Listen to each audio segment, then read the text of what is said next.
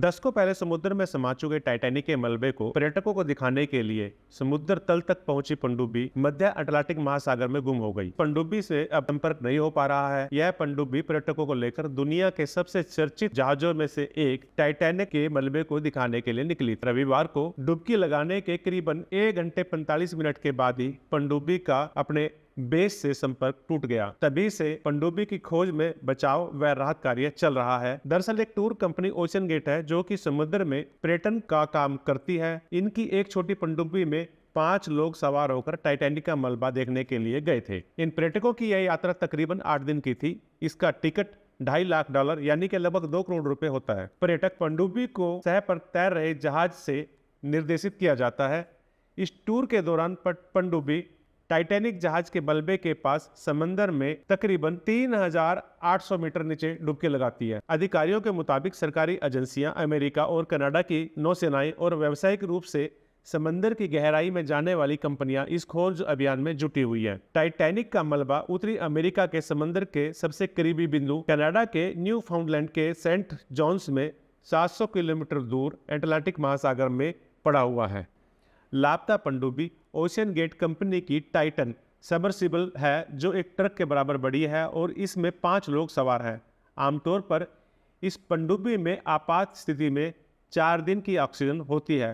सोमवार दोपहर अमेरिकी कोस्ट गार्ड के रियर एडमिरल जॉन मागर ने एक प्रेस वार्ता में कहा, हम अनुमान लगा रहे हैं कि पनडुब्बी को खोजने के लिए हमारे पास 70 घंटों से लेकर 96 घंटों तक का समय है। ध्यान रहे, यह बात वह इसलिए कह रहे हैं क्योंकि पनडुब्बी में ऑक्सीजन की कमी है और ऑक्सीजन लगभग 70 से 96 घंटे का ही है और जितनी देर का ऑक्सीजन है तब तक यह मानकर चला जा सकता है कि पनडुब्बी में जो लोग बैठे हुए हैं वह सुरक्षित होंगे। उन्होंने यह भी बताया कि पनडुब्बी की तलाश में 2 विमान और एक पनडुब्बी को भी लगाया गया है। हालांकि उन्होंने यह भी कहा कि जिस इलाके में यह खोज अभियान चल रहा है वो बहुत दूर है और इसकी वजह से अभियान में मुश्किलें भी आ रही हैं। रियर एडमिरल ने कहा कि बचाव अभियान में लगे लोग इस अभियान को व्यक्तिगत रूप से ले रहे हैं और पनडुब्बी में सवार लोगों को बचाने का हर संभव प्रयास कर रहे हैं। इसमें ब्रिटेन के अरबपति कारोबारी हाशिम हार्डिंग भी शामिल थे, वह भी इस पनडुब्बी पर सवार थे। 58 वर्षीय सप्तांत हार्डिंग ने सोशल मीडिया पर कहा था, मुझे यह बताते हुए गर्व हो रहा है कि मैं टाइटैनिक के मलबे तक जाने वाले अभियान का हिस्सा हूं। उन्होंने यह भी कहा कि न्यू फाउंडलैंड में पिछले 4 दशकों की सबसे भीषण सर्दी की वजह से 2023 में टाइटैनिक तक जाने वाला ये अकेला मानवीय मिशन भी हो सकता है। बाद में उन्होंने लिखा कि मौसम की वजह से एक मौका बना है और हम कल डुबकी लगाने का प्रयास करेंगे। ओशन गेट ने अपने एक बयान में कहा कि उनका पूरा ध्यान पनडुब्बी में सवार लोग और उनके परिवारों पर है। कंपनी ने बयान में कहा कि हम पनडुब्बी के साथ फिर से संपर्क करने के प्रयास में लगे हुए हैं। सरकारी एजेंसियां और डीप सी कंपनियों की तरफ से मिल रहे व्यापक सहयोग के लिए उन्होंने उनका धन्यवाद भी किया। लापता पनडुब्बी कार्बन फाइबर से बनी हुई है। इसकी यात्रा के प्रचार में कंपनी दावा करती है कि ये रोजमर्रा की जिंदगी के बाहर कुछ वाकई असाधारण खोजने का काम है, यानी कि कंपनी पर्यटकों को इस तरह से समंदर में जाने के लिए प्रेरित करने के लिए तरह तरह के दावे करती है। उन्हें तरह तरह से लुभाया जाता है जिससे लोग आकर्षित होकर इस तरह की यात्राएं करें, यानी कि समंदर में गहराई में पनडुब्बी के माध्यम से जाएं। बताया यह भी जा रहा है कि इस पनडुब्बी में पाकिस्तान के अरबपति कारोबारी शहजादा दाऊद और उनके बेटे सुलेमान भी सवार है। शहजादा दाऊद पाकिस्तान के सबसे अमीर परिवारों में से एक हैं। पाकिस्तानी मूल के शहजादा दाऊद इन दिनों ब्रिटेन में रहते हैं। परिवार की तरफ से जारी बयान में कहा गया कि हमारे बेटे शहजादा दाऊद और उनके बेटे सुलेमान अटलांटिक सागर में टाइटैनिक का मलबा देखने वाली यात्रा पर गए हैं। अब उस पनडुब्बी से संपर्क टूट गया है और इस बारे में हमें कम ही जानकारी मिल रही है। कंपनी की ओर से बताया गया कि इस पनडुब्बी में 5 लोग सवार हैं। आमतौर पर इस पनडुब्बी में एक पायलट, 3 पर्यटक और कंपनी की भाषा में एक कंटेंट एक्सपर्ट सवार होता है।